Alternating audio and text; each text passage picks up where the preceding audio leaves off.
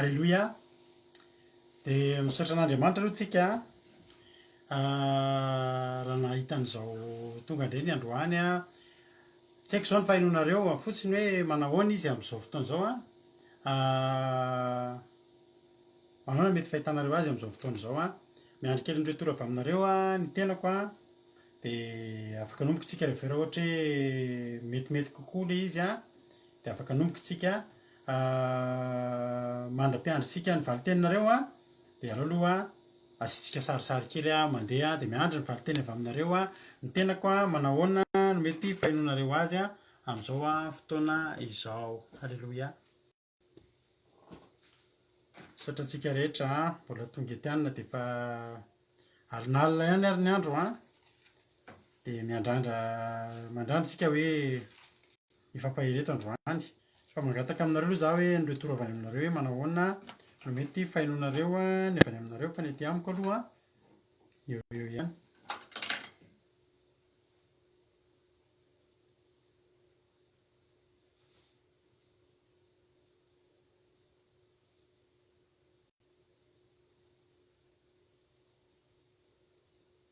Alleloia, mety kokoa, tsara kokoa. Alleloia. Eny ary andao ary tsika hiditra amin'ny tenin'Andriamanitra zany tsika raha izany.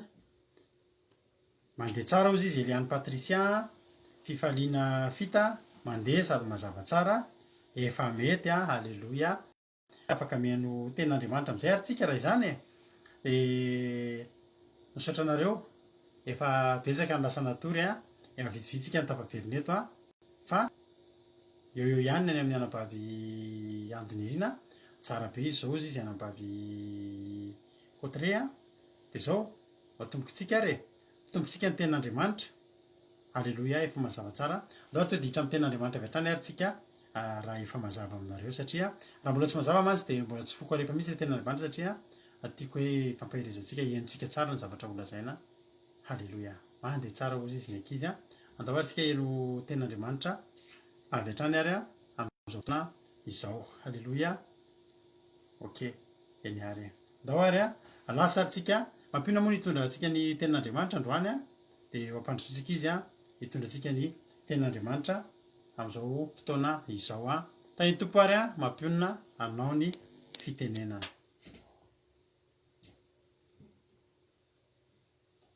Alleluia.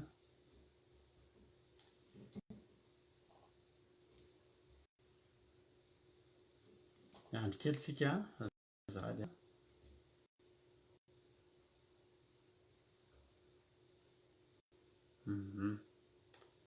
Ndao ary a lasa avy hatrany ary tsika amin'ny tenin'Andriamanitra. Fifaliana lehibe indray raha avana malamy miaraka antsika rehetrarehetra izay mpanaraka ny fandarana vavaka fiambenana amin'ny tendrony ity sitsy ihany koa samy tonga eto dia apay manokana ianao ary faly izay mandray anao ampitiavana ao anatin'izao fandarana izao dia maharetatra ny faly tonga avaka foana fa ifampahireto foana tsika. Halleloia. Dia resaka savana ho any hitondra tenin'Andriamanitra amin'ny tendrony ity ifampahirizantsika amin'izao fotoana izao a. Jerentsika ary ny tenin'Andriamanitra Matio. Matio toko faharoapolo andininy faharoapolo ka hatramin'ny fahatelo amby roapolo novakitsika androany. Matio toko faharoapolo andininy faharoapolo ka hatramin'ny fahatelo amby roapolo. Amin'ny anaran'i Jesosy ny teny mivako toy izao ny soramandry manao hoe ny fangatana nataon'ny reniny zanak'i Zebedio sy ny navalin'i Jesosy azy. Amin'ny anaran'i Jesosy ary tamin'izany dia nanatona an'i Jesosy ny reniny zanak'i Zebedio mba amin'ny zanany lahy. Dia nikohoka ka nangataka zavatra taminy. Ary hoy izy taminy, inona no irinao? Hoy mandidi mba hipetrahana ireo zanak'ireo lahy rehetra. Ny anankiray eo amin'ny ankavananao ary ny anankiray eo amin'ny ankavianao ao amin'ny fanjakanao. Fa Jesosy nanao hoe fangatanareo hainao misotra amin'ny kapoaka izay efa isotroko. Hoy izy ireo lahy taminy, hainay izany. Hoy kosa izy taminy, nisotra amin'ny kapoaka toy ianareo fa nipetraka eo an-tanako ankavanana sy eo an-tanako ankavia dia tsy hany manome izany. Izay namboaran'ny raiko izany no mena. Amen. Teto ravana nisy vehivavy anankiray ity Zebedio ity moa dia dadan'ny Jabasona izay mpianatra Jesosy. Salome ny anarany vadiny. Dia io vehivavy io izany no nakohaka tamin'i Jesosy izany hoe ohatrantsika mivavaka amin'izao izany. Mivavaka eo anatrehan'Andriamanitra, miakohaka eo amin'i Jesosy. Dia rehefa nakohaka izy dia nataony Jesosy hoe inona no irianao izay. Nomeny Jesosy fahalalahana mihitsy ity vehivavy ity hangataka. Ary Jesosy koa vonona ny anome. Satria Jesosy rehefa nanontany an'i Bartimeo dia inona ozy ny ilainao? Inona no tianao ataoko aminao? Dia niteny Bartimeo hoe nampahiratra ny maso. Dia teo eo Jesosy dia nampahiratra. Ary Jesosy rehefa manontany inona no dia tena ataony. Aleloia. Tena ataony iny. Jesosy zany tsy mantananao izany hoe manontany nefa nefa tsy manome. Fa Jesosy rehefa manontany anao dia hanomenao. Ary tsika mahita fa ny olona rehetrarehetra tao anaty baiboly angena fa izay nivangiana Jesosy, izay nandalovan'i Jesosy, nahazo fahasoavana daholo, nandray valim-bavaka. Tsy nisy zavatra be dia be, tsy nisy condition be dia be, izay rehetra niantso, izay rehetra nikasika, izay rehetra nino dia nandray avokoa. Ary teto dia nisy vehivavy anankiray mbola nanontany ihany koa inona ny irianao. Fa teto ravana dia izao zavatra spesiala natahan'ity vehivavy ity. Tsy mba misy hangataka. Zavatra tsy ny olona rehetra nangataka an'io zavatra io. Tsy dia fahita tany amin'ny olona rehetrarehetra nalehan'i Jesosy tany io. Fa fahatahana hafa kely. Ozy izy ilay vehivavy hoe mandidio izy ny mba hipetrahany reto zanako reto. Ny anankiray eo ankavia dia ny anankiray eo havana amin'ny fanjakanao. Ry havana malaky. Sarotra amin'ny Jesosy namaly an'ilay na Jesosy aza tsy namaly avy hatrany hoe eny ary ngava aminao arak'izay irianao tahaka ny namaly tamin'ny olona rehetra izay nanaovany fahagana. Ngava aminao arak'izay irianao. Sitrana ny ankizy anao. Sy ny sisa ny finoanao no navonjy anao. Fa tsy izany navalin' Jesosy teto ry havana. Fa na dia Jesosy aza. Tsotra be vateny Jesosy. Tsy fantatrareo izay angatanareo. Hainareo ve ny misotro amin'ny kapoaka izay nisotro. Izany hoe teny Jesosy io zavatra angatahanao io ry mamany Jacobazona. Dia zavatra spesialy io. Zavatra misy condition io. Tsy zavatra azo fotsiny amin'izao io. Tena tsara ry havana izany zavatra any ary. Tena zara ry havana. Ianao rehefa mba mitondra mbavaka ny zanakao. Haleloia. Eto ambavaka ny zanakao ho tafita amin'ny fianarana sy ho tafita amin'ny fiainana ry havana. Ho salama sy ambinina sy ny sisa. Eto ambavaka ny zanakao mba manana atao hipotahan'ny vehivavy ity hoe eo ankavanan'Andriamanitra ny zanakao ry havana. Ary izany mahatonga anay miteny foana hoe mivavaha ianao. Na dia tsy nono aminao fa nono amin'ny zanakao fotsiny azy. Fa manana anjara toerana eo akaikin'Andriamanitra ry havana.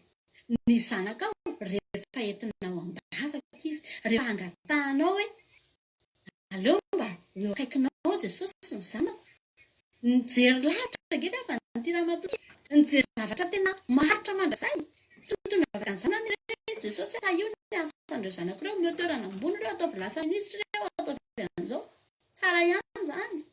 Fa teny amin'ny zavatra tena tsisy mpangataka ary vitsy mpangataka fa nangatahana tamin'i Jesosy. Ary ireo zanako ireo eo visy eo ankavananao. Eo amin'ny fanjakanao izany hoe hitoetra mandrakizay ireo zaza ireo ho voavonjy ireo hiara anjaka aminao ireo hiara hitoetra aminao eo fanjakananao. Ry havana. Za mihitsy fa na dia Jesosy aza tena mba taitra tena hafa kely izany fangatahana izany. Mba vavaka hafa kely tamin'ity androany ity. Ry havana. Ary soratra tsara anaty baiboly satria zavatra miavaka ry havana. Tsotra ny valin' Jesosy. Tsy nareo ny misotro amin'ny kapoaka izay nisotro. Ary Jacobazona ihany koa dia tsy nisasala ry havana namaly. Hainay izany. Niteny Jesosy hainareo ve ny misotro? Tena hainay izany Jesosy. Aleloia. Hainay ny misotro an'io. Ary tsika ny havana miara-mety fa Jacobazona izany tena mpianatra tena tian'i Jesosy izany. Nandeha isaky mandeha Jesosy miaraka amin'ny foana. Petera Jacobazona. Petera Jacobazona isaky ny mandeha. Jesosy dia eo akaiky ny foana mpianatra tena. Satria efa nisy fahanana. Efa nisy fahavana sandra tao. Efa nisy etaeta mpiavana malala. tena maty Jesosy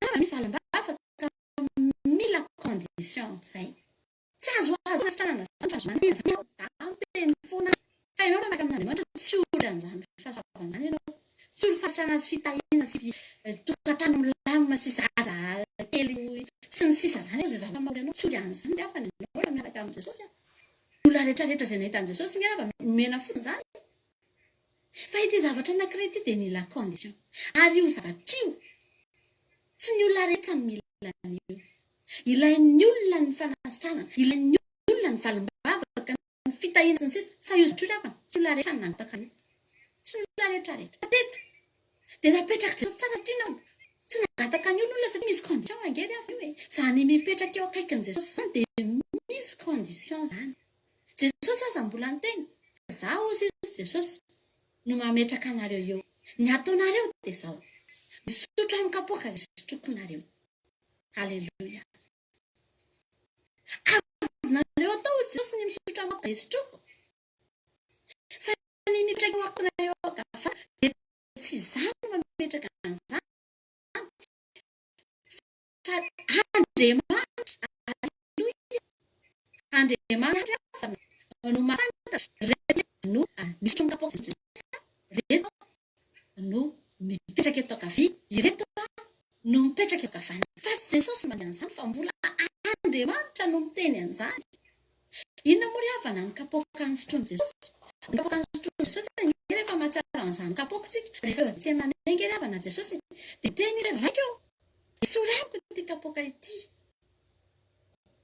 nefa aoka ny sitraponao ny atao fa tsy ny sitrapo misy kapoaka zany teo an'i Jesosy misy kapoaka tsy maintsy ny sotroan'i Jesosy havalany ny kapoaka an'i Jesosy dia ny sitrapon'Andriamanitra ny kapoaka an'i Jesosy havana dia ny fanaovana izay tenenin'Andriamanitra Jesosy ny sotroany kapoaka na dia mafy taminy azy dia sotroany io ny aretany mafy io ilay kapoaka ary Jesosy nisy fotoana koa Jesosy nakozy Jesosy dia manao sitrapony raiko na ny Jesosy zany na ny zavatra hohaniny na ny zavatra sotroany halleluja dia ny sitrapon'Andriamanitra avokoa na miteny Jesosy hoe kapoaka na miteny Jesosy hoe sakafo dia sitrapon'Andriamanitra ny azy dia eto Jesosy dia mametraka fepetra ho azonao ny valimbavaka ho azony ity madama ity iteny mpianakaviana ny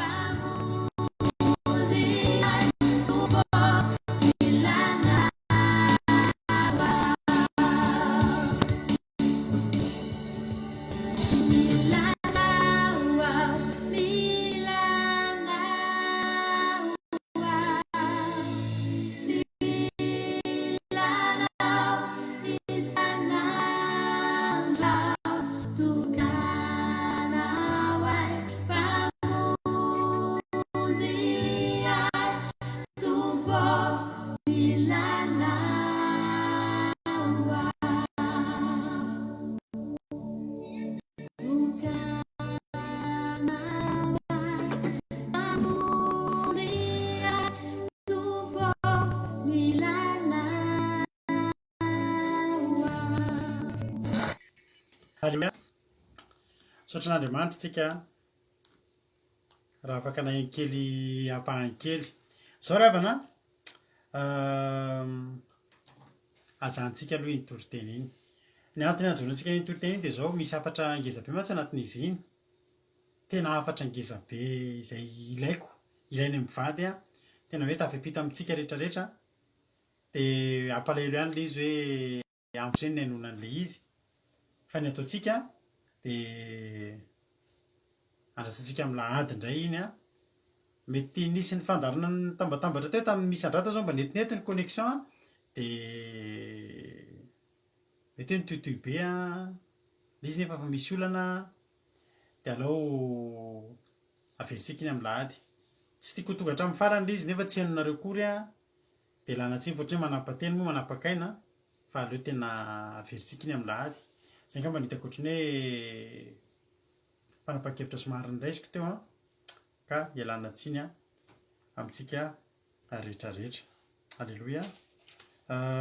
Ny zavatra tiako angatahana fotsiny aminareo a faharetana kely satria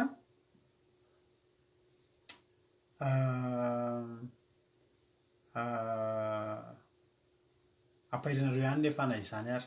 Raha ny feoko fotsiny zao ny hainonareo a mety mba efa tsara kokoa ny izany hoe zany asiako kely anty ihany mba asiako retory kely mba hainao koa ny feoko io manahoana izy ao. Ahoana no fahitanareo azy. Zany zao za haino tsara dia aleo fa ataontsika amin'ny lahady ny toriteny iny. Halleluia. Halleluia. Amen. Na zao mety mahenoheno kely anahy ihany a amin'izao tsika miteny izao a mety efa mba mahenoheno anahy nareo a. Dia zao a izara ten'Andriamanitra aminareo ihany anefa na izany na tsy izany. Halleluia. Amen.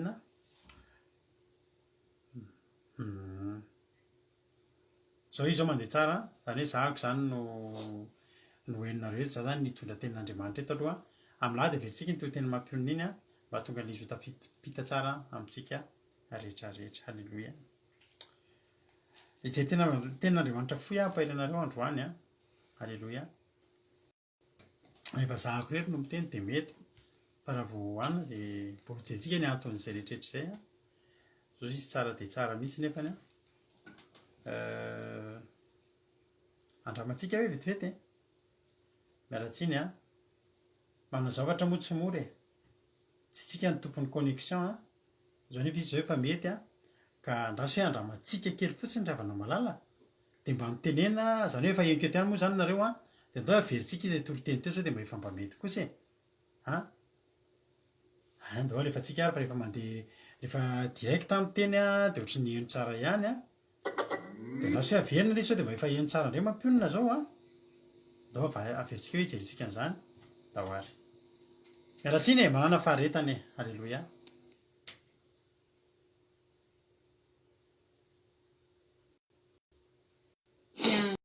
Indray ry havana malala no abako antsika rehetrarehetra izay mpanaraka ny fandarana vavaka fiambenana amin'ny tendroany ity isika ihany koa izay sambany vao tonga eto dia ara-baina manokana ianao ary faly izay mandray anao ampitiavana ao anatin'izao fandarana izao dia mahitatra amin'ny farany tonga avaka foana fa efa mpahery eto foana tsika.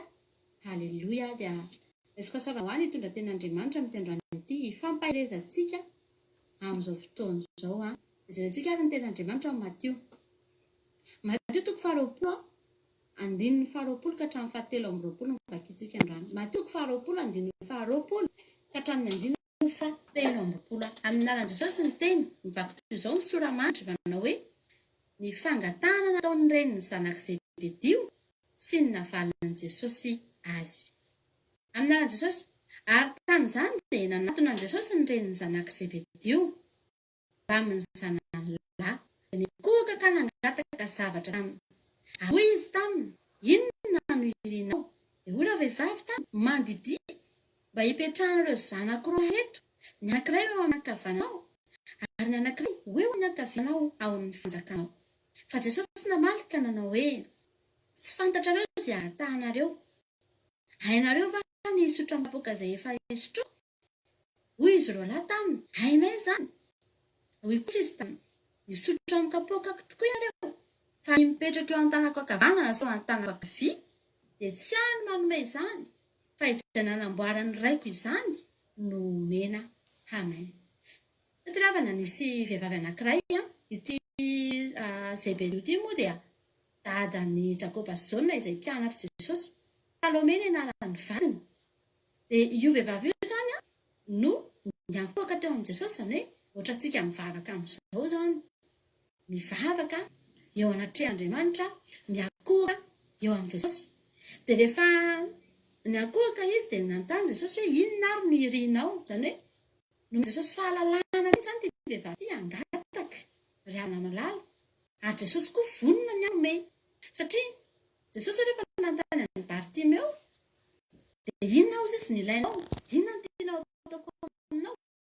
Dia teny Bartimeo hoe nampahiratra ny maso. Dia teo eo Jesosy dia nampahiratra. Ary Jesosy efa manontany ry havana, inona no tianao ataoko? Inona no irianao? Dia tena ataony. Aleloia. Tena ataony iny. Jesosy izany tsy mandisy fanantenananao izany hoe modin-tany nefa ny avy eo tsy manome. Fa Jesosy efa manontany anao dia hanome anao izy izay. Ary tsika miara-mahita fa ny olona rehetrarehetra tao anaty baiboly angeny fa na izay nivanginy Jesosy, izay nandalovany Jesosy, nahazo fahasoavana daholo, nandray valim-bavaka. Tsy nisy zavatra be dia be, tsy nisy condition be dia be, fa izay rehetra ny antso, izay rehetra mikasika, izay rehetra nino dia nandray avokoa. Ary tena nisy vehivavy anankiray mbola nanontaniana ihany koa inona no irianao. Fa teto ry havana dia izao zavatra spesiala nangatahan'ity vehivavy ity. Tsy mba misy mpangataka. Zavatra tsy ny olona rehetra nangataka izy io. Tsy dia fahita tany amin'io. Rehefa ilay amin'i Jesosy tany io. Tanàna kely. Tsisy ilay vehivavy hoe mandidio izy ny mba hipetrahany reto zanako reto, ny anankiray eo ankavia dia ny anankiray eo ankavanana amin'ny fanjakanao. Ry havana malala. Sarotra tamin'ny Jesosy namaly an'ilay izy. Na Jesosy aza tsy namaly avy hatrany hoe eny ary tongava aminao arak'izay irianao tahaka ny namaliny tamin'ireo olona rehetra izay nanaovany fahagagana. Tongava aminao arak'izay inonao. Sitrana ny ankizy lahinao. Sy ny sisa ny finoana vonjinao. Fa tsy izany no navaliny Jesosy teto ry havana. Fa na dia Jesosy azy tsotra be ny vaten'i Jesosy. Tsy fantatrareo izay angatahanareo. Hainareo ve ny misotro ankapaizany sotro. Izany hoe teteny Jesosy hoe io zavatra angatahanao io mamany Jakoba sy Jaona dia zavatra spesialy io. Zavatra nisy condition io. Tsy zavatra azo fotsiny amin'izao io. Tena tsara ange rehefa nizany izany havana. Rehefa mba mitondra zanakao, haleluia. Eto ambavaka ny zanakao ho tafita tsy azo tafita amin'ny fiainana ry havana. Ho salama zabinina sy ny sisa. Fa eto ambavaka ny zanakao mba manana toe-po tahaka an'ity vehivavy ity hoe ho ravanan'Andriamanitra ny zanakao ry havana. Ary izany mahatonga anay miteny foana hoe mivavaha ianao. Na dia tsy noho ny aminao fa noho ny amin'ny zanakao fotsiny azy. Fa manana anjara toerana eo akaikin'Andriamanitra ry havana ny zanakao rehefa entim-bavaka izy. Rehefa angatahanao hoe aleo mba eo akaikinao Jesosy ny zanako. Mijery lavitra ange ry havana ny tia ramatoa ity. Mijery zavatra matra mandrakizay. Tsy mitondra mivavaka ny zanany izy hoe Jesosy tahirana ny zanako ireo omeo toerana amin'ny rasy minisitra ireo atao amin'izao. Tsara ihany izany. Fa zavatra tena tsisy mpangataka ary tsy mpangataka ry havana angatahana Jesosy. Aleo ireo zanako ireo mivisy eo akavananao. Eo fanjakanao izany. Mitoetra mandrakizay ireo zaza ireo. Ho voavonjy ireo. Hiara anjaka aminao ireo.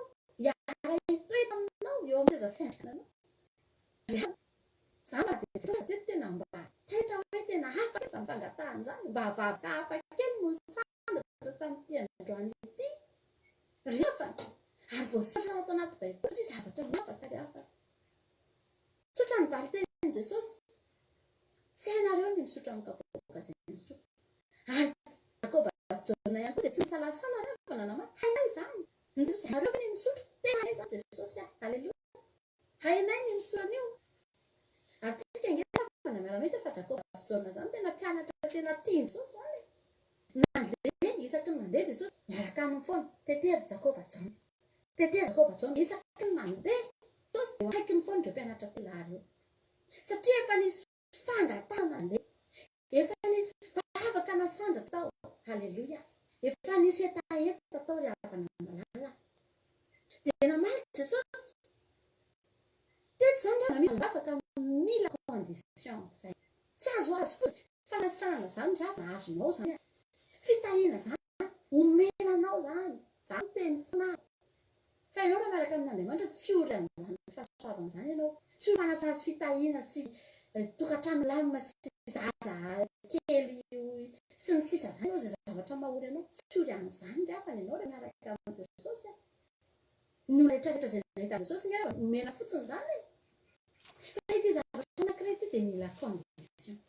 Ary io zavatra io tsy ny olona rehetra mila an'io. Ilain'ny olona ny fanasitrana, ilain'ny olona ny valim-bavaka, ny fitahiana sy ny sisa. Fa io satria raha tsy ny olona rehetra navavaka an'io. Tsy olona rehetra rehetra. Fa teto dia napetraka Jesosy tsara satria nahoana? Tsy nangataka ny olona satria isy condition ny havana io e. Ny mipetraka eo akaikin'i Jesosy zany dia misy condition zany. Jesosy mbola niteny. Tsy zaho ozy izy Jesosy no mametra anareo eo. Ny ataonareo dia zao.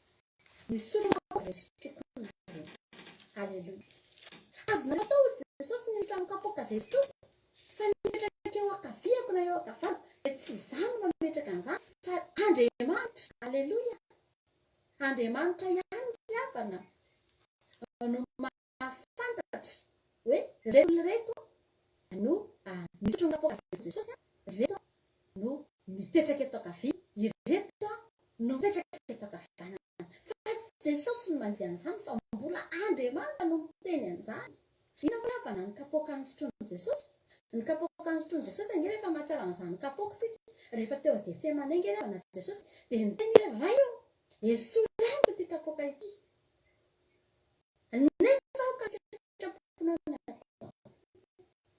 fa tsy misitrapona. Misy kapoka zany teo an-tanana. Misy kapoka tsy maintsy sotroin'i Jesosy ry havana. Ny kapoka ny Jesosy dia ny sitrapon'Andriamanitra. Ny kapoka ny Jesosy havana dia ny fanaovana izay tenenin'Andriamanitra. Jesosy na nisotro amin'io kapoka io na dia mafy azy. Ny sotrony io. Ny aretan'ny mafy io. Io le kapoka. Ary Jesosy ny sotrona koa Jesosy ny hanitra Jesosy dia ny manao ny sitrapony iray. Ny Jesosy zany ry havana na ny zavatra hohaniny na ny zavatra sotrony. Halleluja. Dia ny sitrapon'Andriamanitra avo. Na miteny Jesosy na miteny sakafo dia sitrapon'Andriamanitra ny azy. Dia eto Jesosy dia mametraka fepetra. Ho azonao ny valim-bavaka. Ho azony ity madama ity reny mpianakaviana ity ny valim-bavaka. Halleluja. Misotro amin'ny kapoka izay nisotro Jesosy rehetra. Ry havana lala. Ny mitoetra eo ankavanan'Andriamanitra miara-manjaka amin'ny Jesosy dia misy condition. Misy fepetra. Tsy maintsy misotro amin'ny kapoka io tsika vao afaka mipetraka eo ankavanan'i Jesosy ry havana malala. Toerana tsy ameme-potsiny zany. Toerana tsy vakibalina zany. Toerana tsy zarazara potsiny hoe omemena parita amin'ny olona rehetra zany. Fa toerana misy fepetra. Misy condition mazava tsara ny mipetraka eo ankavanan'Andriamanitra na miara-manjaka amin'ny Kristy satria zany no tenin'ny apôstôly tsika dia miara-manjaka amin'ny Jesosy. Fa mila fepetra io. Mila misotro ianao ny kapoka izay nisotroin'i Jesosy. Ny fanaovana ny sitrapon'Andriamanitra na dia mandidy amin'ny azy. Rafana tsy mora ho aza ny makatodidin'Andriamanitra zany. Kapoka mangidy zany. Ny Jesosy rengety avy maty mihitsy. Zany ny kapoka. Nitondra ny fahotantsika teo ambony hazo fijaliana. Nandraraka ny rano dia maty. Fa tsika tsy fahafatesana.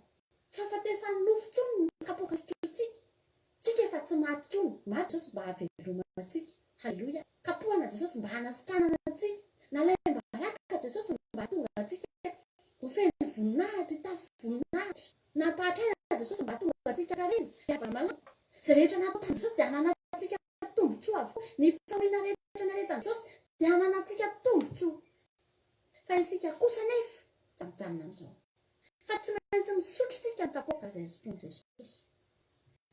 Mangidy io indraindray rehefa amin'ny voalohany io tena mangeroka mihitsy. Enonao mihitsy tena izany hoe mahatodidin'Andriamanitra. Rihavana malala, efa tenenina eto foana fa ny fanaovana ny sitrapon'Andriamanitra tsy mora. Naretanao zavatra be dia be, amin'ny zavatra avo. Ary Jakoba sy Jona ravina tena matoa izy.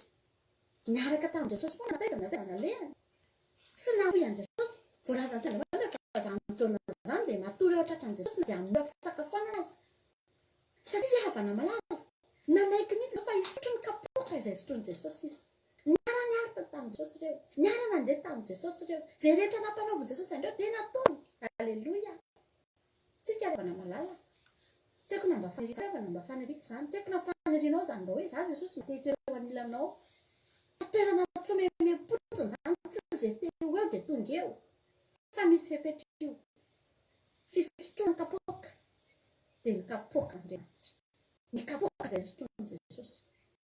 Fankatoavana an'Andriamanitra rihavana malala. Fiaretana ny mafy vokatry ny fankatoavana. Averinay aminao foana.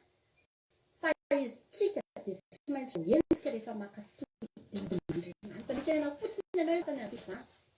Toviana nahita publication rehefa miaraka amin'ny verset mihitsy ny fanazavan'ilay olona hoe ny azobatany ny atao hitsara fa rihavana malala. Misy angena mahavita amin'ny teny mihitsy avelao zay ho any amin'ny elo miaraka mitarika anay rehefa zany fa tsy ianao na fampianaran-diso fa aleo zay araka amin'ny elo miaraka mipitaly anay zany da ohatra ka diso lahy. Rihavana miaraka amin'ny verset nefa ilay olona verset be dia be. Ao anatin'ilay izy fa ny olona rihavana tsy mitodika ny olona. Tsy mitodika ny olona. Mitenena fotsiny ianao hoe andro bata fa voentsika ianao. Mitenena fotsiny ianao hoe tsy manao pataloha fa voentsika ianao. Rihavana averinay eto foana zany. Reny ilay kapoaka e. Reny nge rihavana ilay kapoaka mangidy e. Fa mila sotroina. Efa misoan'ireny tsika rihavana malala. Jesosy dia mahafantatra. Reto olona ireny nahiko ny sotroan'ilay kapoaka. Jesosy nge rihavana mahafantatra ny Jakoba sy Jona. Fantany fa ireo na isotro tena nisotro an'ilay kapoaka. Tetera Jakoba sy Jona. Mitamatra teo daholo ihany. Fa nisy fanavana, mbola nisy mahasamy hafa za dia samy teo daholo ihany ny mpianatra roa amby folo. Rihavana malala. Reto na nisotro an'ilay kapoaka. Fantatry Jesosy atao ireo navahany foana. Fa Andriamanitra ihany dia efa nanavaka andreo. Ary Andriamanitra dia nameka andreo eo ankavizo ankavan'i Jesosy. Zany androany natetehany aminao. Mahereza ianao mankatodidin'Andriamanitra. Fa andro farany izao, fotoana fisotroana kapoakan'i Jesosy izao rihavana. Aza misalasala ianao roviana ianao zany vaka tovintsika vao resy lahatra rihavana malala. Andriamanitra dia mahavoavonjy. Ny didin'Andriamanitra dia mitondra ihany. Ny didin'Andriamanitra ny famarinan'ny tenin'Andriamanitra. Maheresika Andriamanitra. Io na fanampaheranao samy tendrena zany. Voninahitra ho an'Andriamanitra irery ihany. Halleluia. Amen. Alléluia.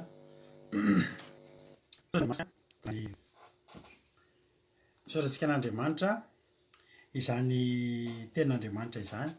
Mino fa nahenon kely ihany nareo sa ahoana ny fahenonareo azy? Henon kely ihany sa tapatapaka be mihitsy. Mino fa nisy voarainareo ihany tao anatin'izay. Alléluia. Matio toko faharoapolo. Ny faharoapolo. Mino fa nisy zavatra tsy henonareo ary dia nisy voarainareo ny tena zava-dehibe tamin'izany. Raha mahita ny commentaire nareo dia hitako efa misy efa voarainareo ny hafatra izay tia mampionana nampitaina. Tian'Andriamanitra nampitaina tamin'ny alalan'ny mampionana tamin'ity androany ity. Halleluia. Matio toko faharoapolo andiny faharoapolo. Ny fangatahana nataony reny ny zanaky Zebedio sy ny navalin'i Jesosy azy. Halleluia. Reny ny zanaky Zebedio zany hoe tsorona moa zany dia vadin'i Zebedio. Maka lavitra kely ihany koa zany fomba fandratana zany hoe ny fangatahana nataony reny ny zanaky Zebedio. Zany hoe vadin'i Zebedio. Iza moa Zebedio? Zebedio dia lehilahy anankiray miasa momba ny fanjonoana. Ny anaran'ny vadiny dia atao hoe Salome. Ireo olona ireo dia olona tsy mba sahirana izy ireo. Olona ananana ny naha izy azy. tsy hoe nanjono izy roalahy de hoe olona tsy de makaiza, tsy hoe nanjono izy satria tsisy atao, efa nanjono daholo zareo tany aloha tany mpanarato de tao ny fandraharana ataotra hoe fa izy Zebedio zany de olona manana ny maha izy azy. Zao ry havana malala,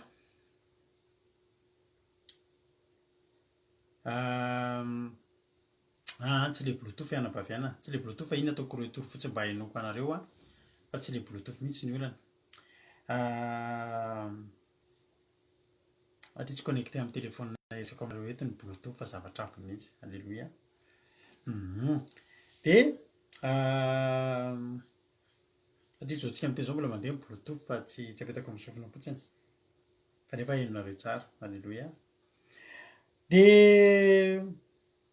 tamin'izany andro zany de nanantona an' Jesosy ny reniny zanaky Zebedio mba hamizana ny lahy de nikoaka ka nangataka zavatra taminy. Avariana misy olona hoe manana ny maha izy azy nety ny zanany roalahy. Rehefa nety ny zanany roalahy tsy navela nanara-po tamin'ny fiainana fa natory ny lalana marina. Alleloia. Hoy le fomba fiteny manao hoe ny manan-tsaina de mahita ny lalana maro fa ny olona endry manam-pahendrena mahita ny lalana iray marina. Zao ry havana malala, ny zanakao eto mankany amin'i Jesosy, ny zanakao tantandro mankany amin'i Jesosy raha tianao. Mpaneno mahita hoe ohatra hoe paster ianao na mpanompon'Andriamanitra de zanakao mbola kelikely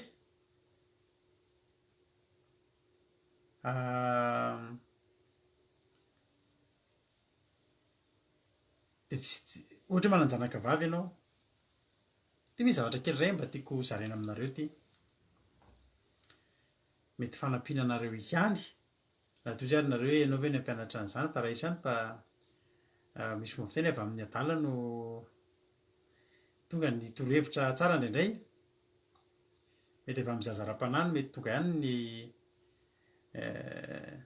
ny feo an'Andriamanitra indraindray fa izao ny anay ny zanakely abana tsy ny andrasany hoe fa lehibe vao nasiana nitandrina fahamasinana fa ny zanakareo nanomboka tamin'izy kely, nanomboka tany amin'ny 7 taona tany, hoe 7 taona tany ho any de efa nanomboka ny zariny reniny, zariny mivady tsy manao pataloha le zanakareo satria tokoa moa ngery havana indraindray ohatra pataloha resahako ohatra hoe mandinika tokoa izay ay zazakely ve 5 taona, 1 taona, 7 taona tsy de mandrina izy raha mipataloha de inona ny filana iseho amin'izany de inona no tsy fahamasinana amin'izany, mety ho marina ihany nefa aza adinonao koa fa misy nge ny lehilahy manao foana amina ankizy kely ray aloha zay fa faharoa manarakaraka an'izany. Tena Andriamanitra de miteny hoe zaro amin'ny lalana tokony alehany ny zaza fa rehefa lehibe izy tsy afaka amin'izany intsony.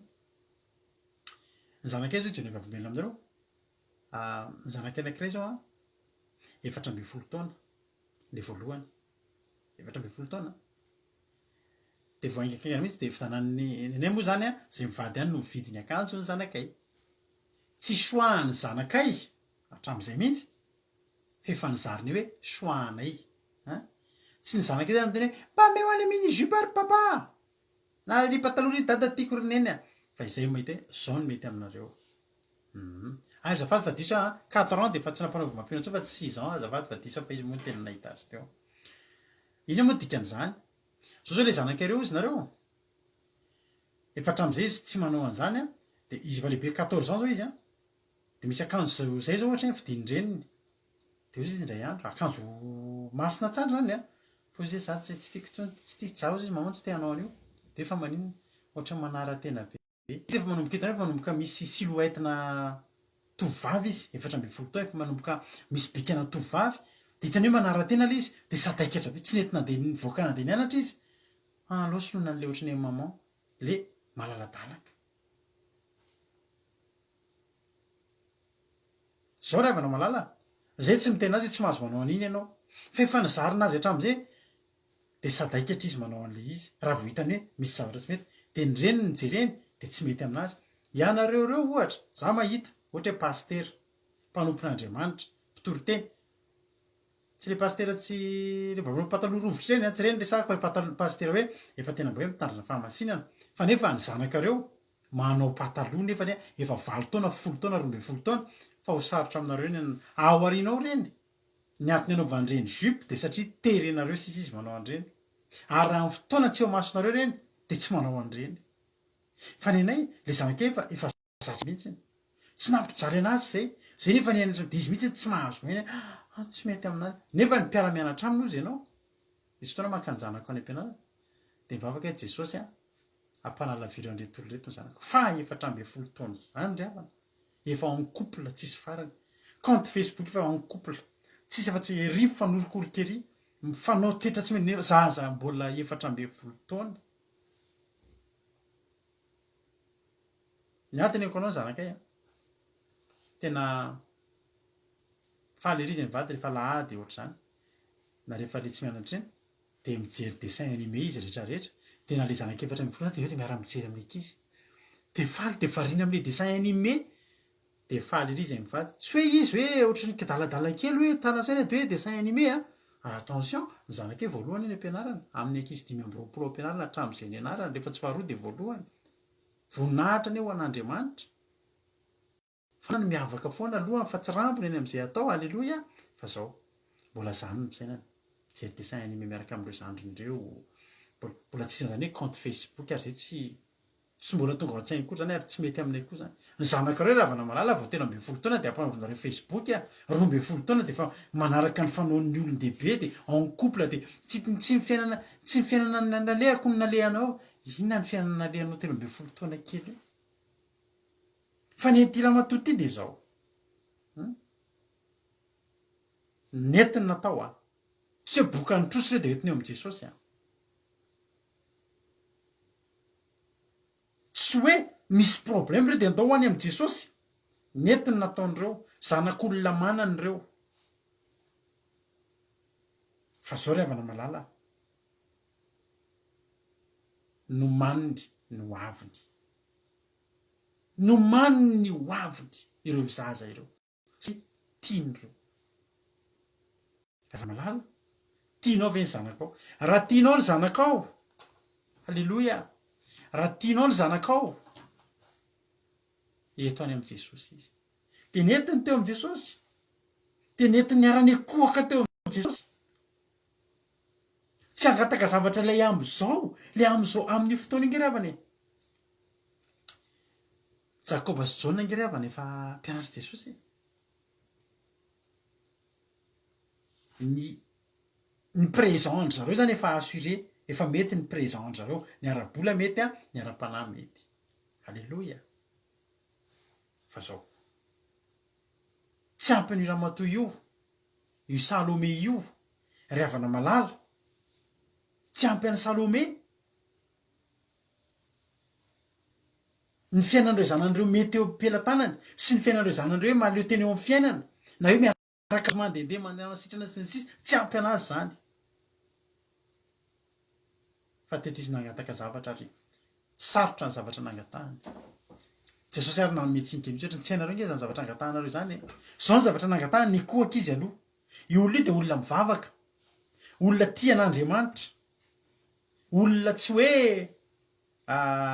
olona taitaitra fa io Salomé io nge ry havana ka olona efa mpanala-dian'i Jesosy hatramin'izay io jereo tsara any amin'ny marika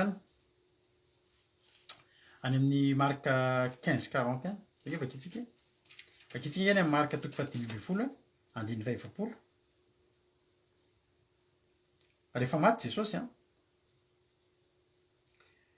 marika 5:10 dia 50 zao le ten'Andriamanitra hoe ary nisy vehivavy koa nitsinjo teny lavilavitra eny anisan'ireny Maria Magdalena vao ninoantsika tamin'ny zoma tamin'ny larobia ny tantaran'i Maria Magdalena anisan'ireny Maria Magdalena sy Salomé halleloia Maria Magdalena sy Salomé io le maman'ny Jakoba sy Jaona le vadiny Zebedio ary Maria reniny Jakoba kely sy Josesy halleloia I Salome dia anisan'ny vehivavy nandeha nividy menaka manitra anosorana ny fatin' Jesosy. Io zany tiako atongavana. Tsy olona taitaitra io. Fantany ny ataony. Fantany ny ataony. Ary fantany fa ny tena porofom-pitiavana ho an'ireto zanany reto, raha tena tian'ireo zanan'ireo dia assurény ny mandrakizay an'ireo. Ny mandrakizay an'ireo ry havana tsy tiany eny amin'izao tontolo izao. Tsy tiany hijanona eto amin'ity tany ity, ho levona any amin'ny toeran-kafa mandrakizay. Fa ny azy ny faniriany dia izao. Ary hoy izy taminy, inona ny irianao? Dia hoy ilay vehivavy, mandidy mahipetrahan'ireto zanak'irona reto, ny anankiray eo ankavananao ary ny anankiray eo ankavianao ao amin'ny fanjakanao. Ry havana, zany ny atao fangatahana olona ity. Zany ny fangatahana reny. Ianao ve mivavaka? Inona ny hitondranao mivavaka ny zanakao reo? Marina teny mampionona, ampianaro ny zanakao. Eto ambavaka izy mba hay eny ampianarana. Eto ambavaka izy mba hazo tokantrano. Eto ambavaka izy mba ho ambinina amin'izay rehetra ataony asa mandrara tsofrano izy. Mba ho tahina lavitra noho ianao.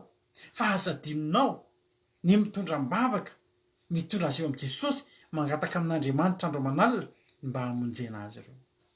Aleloia. Mampalahelo tena mampiray zany havana tena raha mangataka Jesosy aza atao an'izany hoe any ariana any no sanatria raha mbola tsy tonga Jesosy zahako mivavaka, zaho mpanompon'Andriamanitra, ny zanako maditra be zany. Be dia be ke loatra zany. Be dia be ry havana zany olona zanaka pastera. Izy arika zanaka pastera namon'olona mihitsy. Zanaka pastera fa tena afa-baraka ny anaran'ilay rainy. Ry havana. Eto ambavaka ny zanakao. Dia ny eto. Mba hipetraka eo ankavianao sy eo ankavananao izy ao amin'ny fanjakanao. Zany hoe ho any an-danitra zany. Ho voavody zany. Inona moa ry havana ny maharatsy ny fangatahana an'izany? Inona moa ry havana ny maharatsy ny fiankofanao amin'i Jesosy angatahanao an'izany zavatra izany? Hoy Jesosy taminy. Tsy fantatrareo izay angatahanareo. Ianareo va hisotro amin'ny kapoaka izay sotroako? Any amin'ny anina io da jerezika hoe io tantara io ihany. Tsy io ihany nanontaniana Jesosy any amin'ny Marka 10:5-telopolo hatramin'ny 7 io teny io dia ohatr'izao manao hoe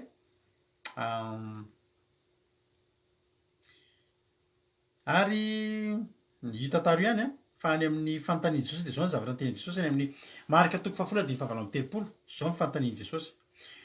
Hoy Jesosy taminy, tsy fantatrareo izay angatahanareo. Hainareo va nisotro amin'ny kapoaka izay hosotroako na ny hatao batisa amin'izay batisa nanaovana batisa hoy Jesosy?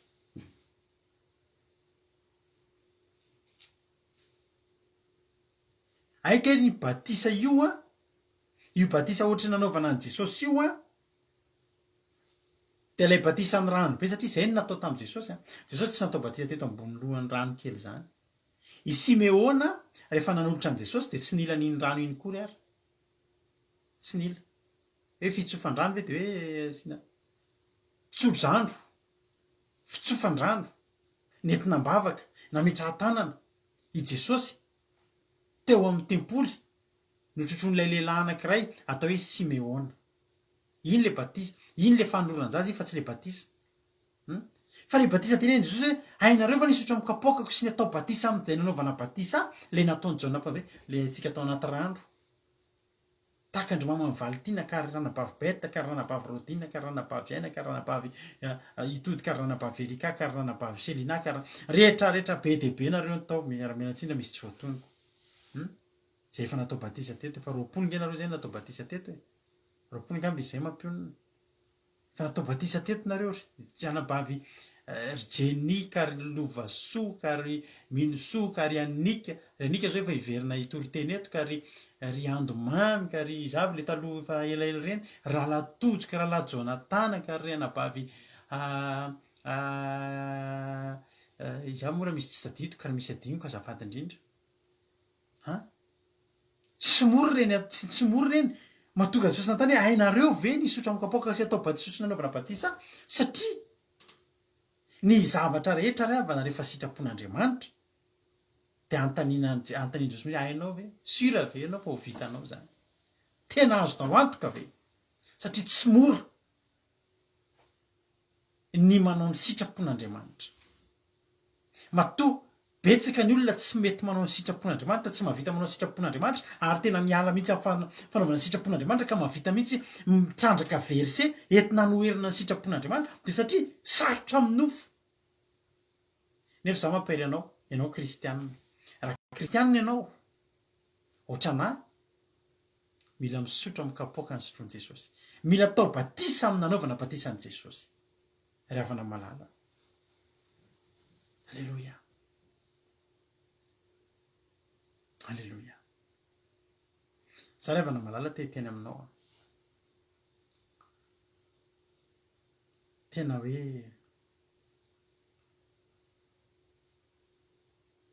tsy mora ireo zavatra ireo. Zao zavatra mahafinaritra ny valitenin'izy roalahy. Enao tsara ankiray zavatra teny teto hoe tsy fantatro hoe izay angatanareo, ianareo fa hisotro amin'ny kapoaka izay sotroko na atao batisa anaovana batisa hoy izy roalahy taminy, hainay ihany.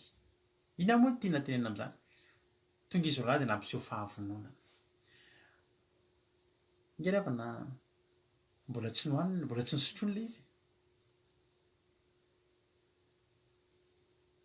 Mbola betsaka nge ny zavatra tsy nisotroiny izy roalahy tamin'ny fotoana io e. Fa hisotro zao. Fa zao no tonga teniteneny, hainay ihany. Hainay ihany. Alleluia.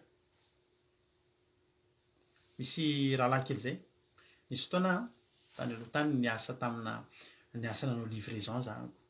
Teto andafy zany io. Fantatsika tsara moa fa miasa amin'ny hanao livraison zany ianao, mitondra iny zany ianao a. Mila mahay mitondra an'iny. Ary mila kingakinga ianao. Livrera zany kingakinga zany mitondra fiara. Tsy maikamaika manenjika lera, mahita ny lalalana mitsofotsofoka rehetra, kingakinga. Kingakinga amin'ny lafiny rehetrarehetra, tsy miperapetraka zany. Nisy rahalahy kely zay. Natongava taty hanao légionnaire izy tamin'izay. Dia tsy lany légionnaire izy dia mitady asa. Dia hoe hanao livraison, hanao livreur. Fa ny tena olana, tsy mahay mitondra fiara izy. Tena tsy mahay mitondra fiara. Manao manœuvre livreur zany ravana. Mila mahay manœuvrer an'iny tomobile iny ianao. Za zao a, sady mitondra an'ireny sprinter 2 panneaux reny a 3 panneaux. Za efa tena fitondrako ireny hitanao hoe camion le 20 mètres cube reny, le misy aillon be reny, le avo be ngeza be reny, reny a fitondrako matetika. Dia anao zany mila manao manœuvre amin'ireny ianao mihemotra. Fa le rahalahy na mitondra tômôbila aza mbola tsy hainy. Fa zao izy te hiasa. Dia izao no teneniny, mahay mitondra ako. Ampelana mihitsy satria matetika midona izy. Na manitsy an'iny tômôbila iny ao ary, ao amin'ny dépôt ary, sahirana izy. Misy fotoana izy midona ny tômôbila dia bedy. Misy fotoana izy ao anaty dépôt mandona latabatra ny sefo tena manao dégâts be dia be. Misy fotoana izy mandeha autoroute hono, tsy fantany koa hoe 3e sa 5e izy zany mandeha. Tena hoe tena fa zao miezaka, tsy maintsy miasa. Za tena ny olona mimefa, za tena mandinika azy fa tena ontsa anazy aho. Ontsa. Fa zao no teneniny, haiko zaho, haiko. Za hiasa, haiko. Hitanao ry havana, mampiseho ezaka, mampiseho fahavononana hoe vitako io. Mafy zany fa vitako io. Mafy nge zany ravina ianao vao hanomboka itorytovita dia aty andafy. Tsy dia manao sorte mivoaka ery amin'ny autoroute ery ianao. Mikisaka ery ianao, mitsofotsofoka ery ianao. Prelo zany a. Nefa rano moa nandeha farany esorin'ny patron izy satria tena matetika simba be midona ny mitondra olana. Mampalahelo zany. Fa hipatera sy jaune ry havana. Mbola tsy hainy koa ny misotro ny amin'ny kapoakan'i Jesosy. Fa zao ny zavatra teneniny, hainay zany Jesosy a. Hainay zany. Eny ara hozy Jesosy, eny ary. Ary Jesosy tsy kotsikivy. Mihitsy tsy hainareo zany fa mipetraha tsara e. Aza mba manoritra fa tsy hainareo zany. Tsia. Ny fahavononany. Dia hozy izy hoe hainay zany. Dia hozy izy Jesosy hoe eny ary, hainareo zany. fa zao ho ainareo isotro amin'ny kapokako tokoa ianareo de ampiko an'le tany amin'ny marika to hoe no atao batisa amin'ny nanaovana batisa tokoa ianareo fa nipetraka eo an-tanako ankavanana sy eo an-tanako ankavia de tsy ano an'izany fa izay nanamboarany ray izany no omeny zao ry havana malala matetika misy olona manontany misy olona manontany anahako indraindray za fa tsy mba matetika miteny anareo an'izany resaka hoe andao any an-danitra fiainana mandrakizay de matetika nareo miteny onalalado ty zao misy an'ity olona ity vaika na nizara zavatra tamin'ny ankizy amoa zay mba kely fantatro de tena zareko amin'ny ankizy de misy olona tena hitano mihitsy any anatin'ity fanomponana tena lasa any amin'ny lalana diso tanteraka mihitsy diso lalana sy diso hevitra mihitsy de misy manontany nareo ino fa zao tonga an-danitra de zao ny avalako anareo tsy haiko tsy zany ampiditsahany an-danitra ny zavatra fantatro de zao zahako miezaka halleloia araka ny fahitako azy amin'ny alalan'ny tenin'Andriamanitra de manitsy ny diako aho manao zay rehetra azoko atao a mba hahatongavako any an-danitra fa raha antany anany hoe ianona ve tonga any an-danitra tsy zany ho any tsy zany hitondra azy any tsy zany hampiditra azy any tsy zany manana lakileny any Andriamanitra de le Andriamanitra nitondra kapoaka anankiray nomeny an' Jesosy Jesosy nge miverinany i Jesosy nge ka eo ankavan'Andriamanitra reto lehilahy reto nge ka nangatahana mba eo ankavanan'i Jesosy fa Jesosy de miteny ray eo raha mety ianao raha azo atao esory amiko ty kapoaka ity ianao hoe manana andro mafana be ianao ohatra de mila manana jus glacé ianao amina vera de teny amin'ny olona veny hoe esory amiko ty kapoaka ity nefa jus de mangue tena le tena mangatsitsika be iny ianao volana juin aty andafy tsy tena tsy fihinao iny sotronao angalanao tsirony fa le kapoaka mangidy kapoaka mavesatra kapoaka tena tsy mora ny mitondra azy hoy Jesosy hoe raha eo raha azonao atao raha mety de esory amiko ty kapoaka ity io nge le kapoaka io nge le kapoaka ny natongavan'i Jesosy teo ny nidinan' Jesosy tetỳ an-tany mba hanao an'ireny zavatra rehetrareny mba ho fato atsika mba hampanankarena atsika mba hanasitrana atsika mba sy ny sisa hananatsika fiainana mandrakizay sitrapon'Andriamanitra reny tsy mora ny nanatanterahan' Jesosy ny sitrapon'Andriamanitra ry havana malala tsy mora zany mahatonga na malahelo foana rehefa maheno olona miteny hoe ny kisoa zao efa azo hanina satria efa nidivon'i Jesosy teo ambony hazo fijaliana Jesosy eo mamelany elo fa tsy fatan'izay ataony za miteny anareo averiko koa ty teniko ty ianareo izay mbola mihinana an'ireny biby maloto reny za nihinana an'ireny taloha tsy nihinana fa tsy reny taloha fa tsy mihinana an'ireny tsony aho sy ny taranako mandrakizay fa na ny lafiny ara-panahy nahitako vokatra ngezabe na ny lafiny ara-nofo na ny fahasalamako nahitako vokatra ngezabe zao revana nareo efa mbola tenana kisoa tsy kisoa rery biby maloto rehetra ny voalavo nge biby maloto ny biby lavako nge biby maloto ny tanalako nge biby maloto sy ny sisa sy reny rehetrarehetra reny ny crevette ny foza reny nge le biby maloto amenanao ny verset Leviticus sy ny sisa rehefa ilainao hoy zany hoe za mba telina am'zany raha iny avy le biby maloto to de amenanao ny verset fa ny nangatahako aminareo de zao io tsy forceny tsisy afaky forcé an'iza n'iza amin'ny an'Andriamanitra safidy foana io za zany zao miteny hoe biby maloto tsy azo hanina tsy hoe maloto le sasana de madio fa maloto mihitsy amin'ny ara-panahy mampaloto ny fanahy any anaty any natonga ny Jesosy ny teny hoe tsy izay miditra amin'ny vava resaka tanana ny sasana satria Jesosy moa tsy manana sotro tsy iny satria raha iny de tsy olana amin'i Jesosy raha zavatra hoe zavatra maloto de sasana de tsy olana amin'i Jesosy fa ny ara-panahy mihitsy iny maloto ary mitondra fanahy maloto mitondra fanahy maloto de rehefa ohatra ndray mbola teny anan'ireny de zao aza tenenina hoe efa nidivon'i Jesosy fa teny fotsiny hoe tianareo de hoaninareo fa fitenenana ratsy an'Andriamanitra zany hoe ianao de milaza fa Jesosy nanadio kisoa nefa riavana antsika aza ho diovin' Jesosy tamin'io tena ozy izy hoe esory amiko tika mahafesatra tamin' Jesosy nge riavana niakatra teo ambony hazo fijaliana mba hanadiovana asy ianao ny rahan' Jesosy latsaka teo ambony hazo fijaliana sy nanadiovana kisoa na totozy na voalavo na bibilava tsy nanadiovana zany fa nanadiovana antsika. Halleloia.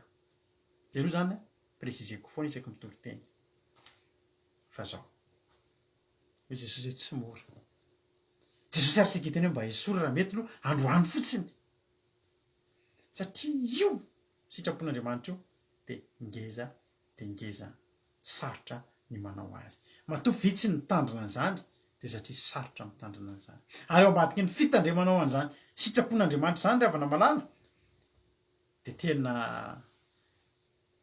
vao manomboka fotsiny mandray an' Jesosy hoy Jesosy hoe raha misy tanaraka ankizy andany tenany de lanjan'izy azo fijaliana ka anaraka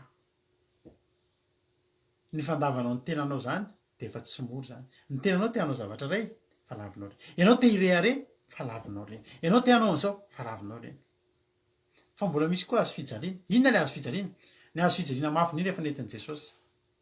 Tsika tokony hitondra azo fijaliana isak'izay nanota niakatra teny Golgota efa nataon'i Jesosy fa ny azo fijaliantsika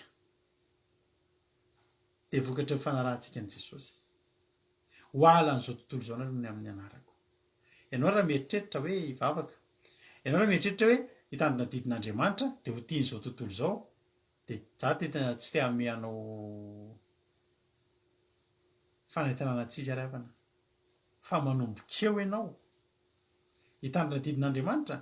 Tenenike ny havanao raha pitsy fotsiny za hoe mba hitandrina sabata kely androany, zay fotsiny tenenina de vitanao hoe mivaly teniny, vitanao fa ho tonga hatraty amiko ary zany zavatra zany.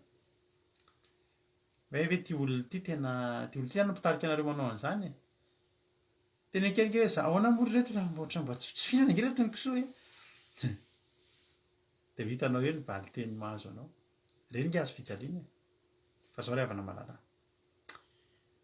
ny risiana izy mirahalahy ary marina tokoa zany rehefa ny tenan'izy mirahalahy de zao Jesosy tsy tonga de niteny hoe eny ary eo ankavanako anareo tsia hoy Jesosy hoe sotroy ary aloha misy trolo am'le kapoaka de zao ataovy koa ny batisa fa ny ametraka anareo eo tsy za fa ataovy fotsiny aloha. Izy roa lahy tena nanao fotsiny Jesosy keto hoe tsy nanome toky hoe tena hipetraka eo tokoa nareo fa izy roa lahy tena niteny ho ataonay zao zay de efa hianatra Jesosy ny eo akaikinao. Zao zay de ny ety an-tany zay de hiaraka hianatra ny eo akaikinao, eo ankavanao sy eo ankavianao ary mahavariana tokoa fa isaky ny mandeha Jesosy ka misy zavatra ngezangeza ho ataony, misy zavatra matomatotra ho ataony kokoa noho ny isan'andro, tsy matotra fa hoe zavatra tena ohatra hoe koa anao zao. Misy fotoana Jesosy manao fahagagana mitory teny de daholo mpianatra 12 fa rehefa misy zavatra somary compliqué na somary enjakenjana kokoa ataony Jesosy ohatra anagana zanaka vaviny Jairo izy de volazany ten'Andriamanitra fa niakatra tao amin'ny efitrano ambony Jesosy de ny olona nentina nanaraka azy Petera, Jakoba, Jona, 3 lahy reo foana reo ny tena akaiky an' Jesosy. Nahoana moa ny Jakoba sy Zebedio, Jakoba sy Jona zanaky Zebedio satria reo le nangatahany reniny de mbola tetỳ tany. Halleloia. De efa nizarin'i Jesosy teo ankavanany sy teo ankaviany. Nahoana moa ny Petera? Petera ndray tsy nangatahany reniny, manana koa ianao tempo amin'ny Petera fa Petera tian'i Jesosy izy. Jesosy Petera nanontaniany Jesosy hoe Petera tia avy ianao? Intelo ary tena niteny Jesosy ianao malala fa za tia anao Jesosy le mpanao dingana foana zay dingana rehetra tokony atao ry havana malala mba hahatongavan'ny Jesosy, mba hahatongavan'ny eo an-tongotry Jesosy de nataony zany. Ninona de nataony Petera zany. Petera nanaraka an' Jesosy hatramin'ny farany indrindra mba tonga amin'ny fiverinan-dalana. Rariny raha izy telo mirahalahy, Jakoba sy Jona, Jona raha teo moa tia be an' Jesosy ilay tia noho ny tenin'Andriamanitra. Jakoba sy Jona de zao efa nangatahana mba eo ankavanana. Na de mbola tsy nitenenin' Jesosy ary ho any ankavanako tokoa nareo any an-danitra de tia tany de efa niporofony Jesosy tsy mandehandeha fotsiny nareo etiko zao halleloia. Nanangana ny zanaky Jairo teo izy telo lahy tany amin'le tendrombohitra anankiray le nitokana ny vavaka dia le niova teo a lasa nidina teo Elisy Mosesy niaraka tamin'i Jesosy dia niova tare teo tendrombohitra Jesosy iza mbola teo koa Petera sy Jakoba sy Jaona raha vakianao ny tenin'Andriamanitra mbola teo ihany izy telo mirahalahy ary rehefa tao Getsemane Jesosy najanony teto ny mpianatra rehetrarehetra ndraiky amby folo lahy dia ndraiky ny telo lahy tamin'ireo raiky amby folo ireo mbola netiny tery alavilavitra tery indray mitora-bato niala ny rehetrarehetra zany hoe ireo le mbola nanaovany nangatahany intercession reo hoe nareo miaraka amiko nareo eo moa Petera sy Jakoba sy Jaona dia tsy maharitra miaraka miaritra na mpianarana dia indray andro ary tsy mpianatra rehetra nanontaniana zany fa izy telo lahy satria nahoana ny anankiroa tamin'ireo nangatahana manokana mihitsy hoe mba ho eo akaikiny aho mba ho eo anilany aho ary ireo hitany fa nanaiky ny soro tamin'izany kapoaka izany tsy mora nanarahindreo an'Andriamanitra tsy mora ry havana misotro amin'ny kapoaka an'Andriamanitra kapoakan' Jesosy a tsy mora manao sitrapon'Andriamanitra fa azo atao tsy mora tamin'i Jesosy niakatra teo amin'ny hazo fijaliana namonjy asianao fa vovonjytsika asianao no ny amin'ny rahan'i Jesosy afaka ho any an-danitra no ny amin'ny rahan'i Jesosy sarotra fa nataony ary vitany satria azo natao za koa teteny aminao androany ny eo akavanan'i Jesosy sy eo akaviany azontsika rehetrarehetra atao raha vonintsika nisotro amin'ny kapoakany niditra amin'ny batisany manentana anao androany halleloia manentana anao androany andaotsika andao hoanareo izay mbola tsy vita batisa hitanareo zao ry havana raky ry havana tena miteny anareo fa efa kelikely io fotoana io e tena za tena mino an'izany kelikely io a zay tsy anaiky andray 5G ao arinao a dia tsy hanana connexion miomany ianao raha mbola tsy vita batisa ianao andaotsika atao an'le batisa le batisan'i Jesosy le batisan'i Jaona ataotsika hisotro ny kapoakan'ny sotroin'i Jesosy dia fitandrematsika ny sitrapon'Andriamanitra maherezy ianao za matoky halleloia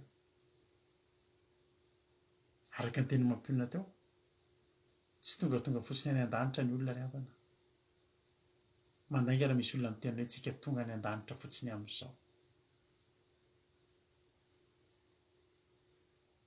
fa mila condition mankany an-danitra mila misotro amin'ny kapoaka mila manao ny sitrapon'Andriamanitra dia maherezy zany raha latsana bavaka zany fa mila manao ny sitrapon'Andriamanitra tsika halleloia mila manao ny sitrapon'Andriamanitra tsika za matoky sy mino fa ny tanan'Andriamanitra anie a ampahirentsika rehetrarehetra za matoky sy mino fa voarainao ny hafatra teto androany ny tanan'Andriamanitra anie ry havana hikasika anao za matoky fa ny tanan'Andriamanitra anie ry havana ombantsika rehetrarehetra ambadiky ny 5G a dia misy zavatra ngezabe efa karakarain'ireo olona mpanankaren'ireo a hifandray amin'ny satelita eny ambony a dia hifandray amintsika amin'ny fotoantsika tafiditra ao anatintsika le puce amin'ny alalan'ny vaksiny a dia eo amin'izay hiasa atareo fa ny 5G dia tena ambony be ny rayon entiny a ambony be ny fréquence entiny a dia voalohany manimba ny fahasalamana ara-nofo fa io zavatra io ahafahana amin'izay amin'ny alalan'ny teknôlôjia zany a amin'io zao tsika ny 5G zany amin'io matanjaka be ny connexion miposte zavatra amin'ny Facebook zany hoe tsy ohatry ny elaela hoe indray tsika 15 minutes 30 minutes indray araky ny connexion indray adiny indray no vao vita miposte zavatra amin'ny YouTube any Madagasikara fa amin'izao ho avy ny 5G vetivety kely dia vitanao fa na ao an-tranonao any ary dia izy zavatra efa tsy ahasalamantsika io a tapeo amin'ny Google ry havana mba jereo hoe ny manaova recherche nareo inona ny ao ambadiky ny 5G a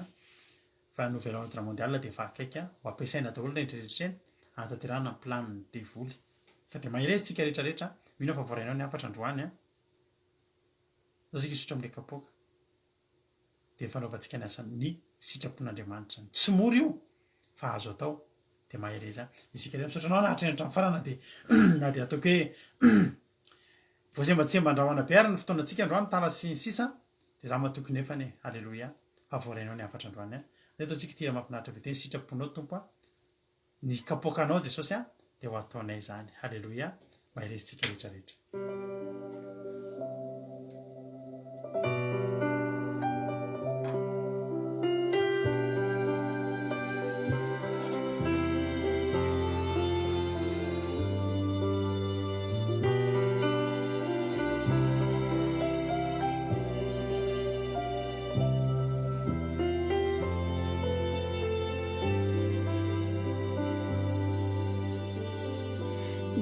Sitraponao tompo no manikio ny sitraponao tompo no delikio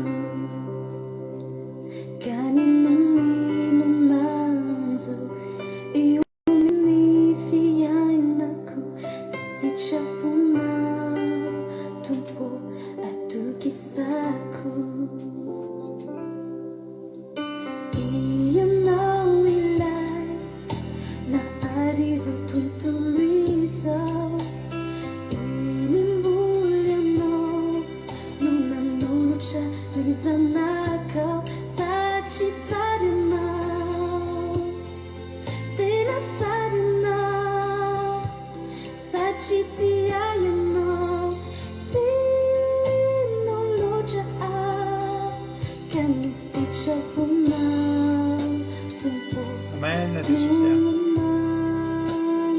sitraponao tompo a halleloia ninninona anjo eo amin'ny fiainako e ny sitraponao tompo a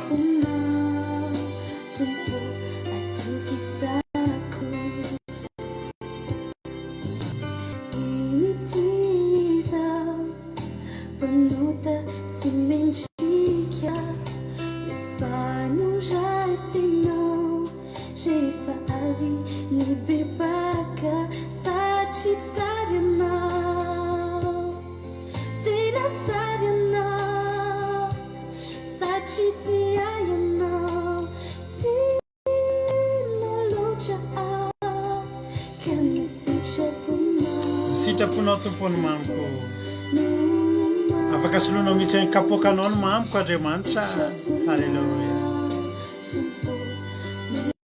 sotra jesosy telinay jesosy a zay te hipetraka eo kavananao sy eo kavianao jesosy a hoentinay sotroanay ny kapoaka zay ny sotronao amen halleloia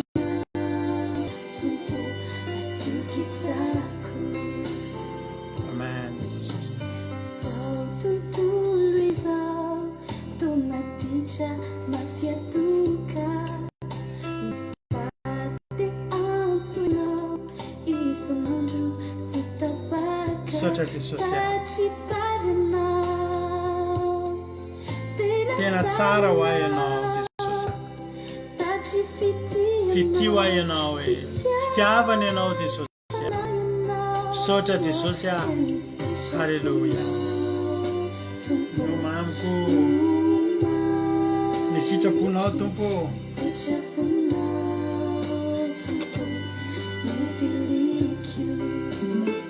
ninninona anjo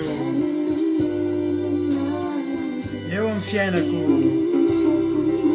sitraponao tompony mamiko afaka soloanao mihitsy ny kapoakanao ny mamiko andriamanitra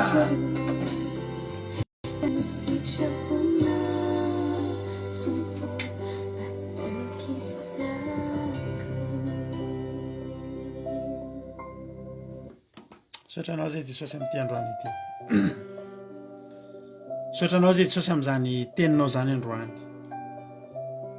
zay jesosy mankasitraka ny teninao zay jesosy a manome voninahitra anao androany zay jesosy dia misaotrany amin'izany teninao zay tonga androany zany misaotranay anao jesosy satria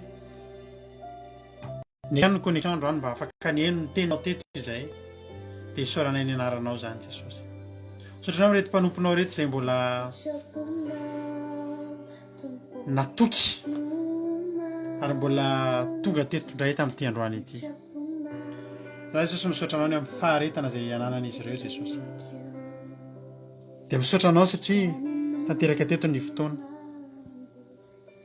Raha tsy teto ianao Jesosy tsy voazary zany teny zany, ary dia misaotra sy manome voninahitra anao zay.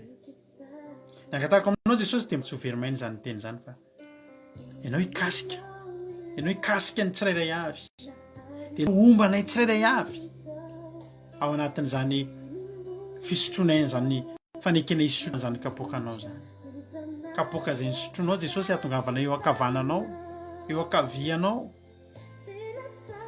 Misaotra Jesosy fangio reto mpanomponao reto amin'izao fotoana izao, fangio ny tsirairay avy,